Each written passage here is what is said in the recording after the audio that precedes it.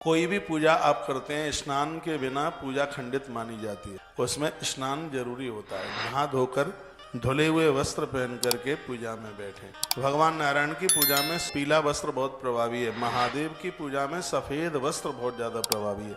बहुत लोग अपशकुन मानते हैं, कहते हैं कि सफेद वस्त्र वही नारी पहन सकती है जिसका पति नहीं रहा है दुनिया में, और नहीं वो सफेद वस्त्र ना पहने। लेकिन हमने पढ़ा है कि भगवान शंकर की पूजा में चाहे स्त्री हो चाहे पुरुष हो, श्वेत वस्त्र ही बहुत ज्यादा प्रभावशाली है। सफेद वस्त्र दक्षिण में भगवान महादेव की पूजा करने वाले बहुत मिलते हैं।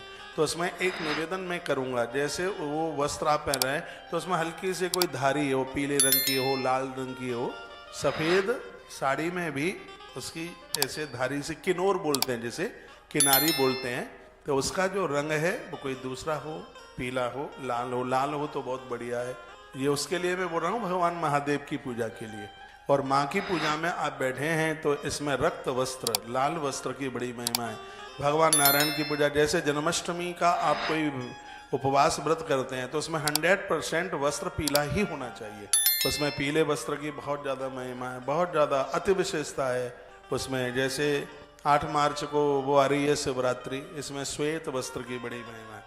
माताएं भी पूजा में सफ़ेद वस्त्र, उसकी किनारी ऐसी देख ली जो लाल हो, पीली हो, ऐसी कोई हो, तो ऐसी साड़ी पहन करके, धोती पहन करके पूजा में आप साड़ी का ही प्रयोग किया करें। आप मध्य भारत में बैठे हैं, बड़े भाग्यशाली हैं। उधर पंजाब की तरफ चले जाओ तो ऐसा लगता है कि पंजाब की माताओं के लिए साड़ियों की फैक्ट्रियां बंद हो गई हैं क्या। वहाँ साड़ी मिलती ही नहीं है। कुर्ता पजामा क्या बोलते हैं उसको, सलवार सूट यही बोलते हैं। हाँ, वो वही, उसी से वो काम चलाते हैं। सिर के ऊपर पल्लू टिकता नहीं है। लेकिन मध्य भारत में आज भी, महाराष्ट्र में, यहाँ गुजरात में, ये पूरी बेल्ट है, राजस्थान की बेल्ट है, तो यहाँ पर अभी भी भारतीय पोशाक, जो पुरानी वेशभूषा थी, उसके ऊपर आज भी जोर है। देखो आप कितनी अच्छी लग रही है।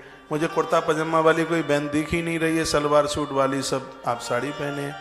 और हम लोग तो यज्ञ में नहीं बैठने देते सलवार सूट वाली माताओं को। हाँ, वो बेटियां हैं, बात अलग है, अविवाहित कन्याएं हैं तो, लेकिन जो विवाह के तो तत्पश्चात तो माता की देह पर भारतीय पोशाक होनी चाहिए। सीता माई ने सलवार सूट ही नहीं पहना है। आजकल तो देवियां जीन्स की पैंट पहन करके यज्ञ में आती। पता नहीं वो पंडित आचार्य भी कैसे हैं जो उन्हें एंट्री ले लेने देते हैं।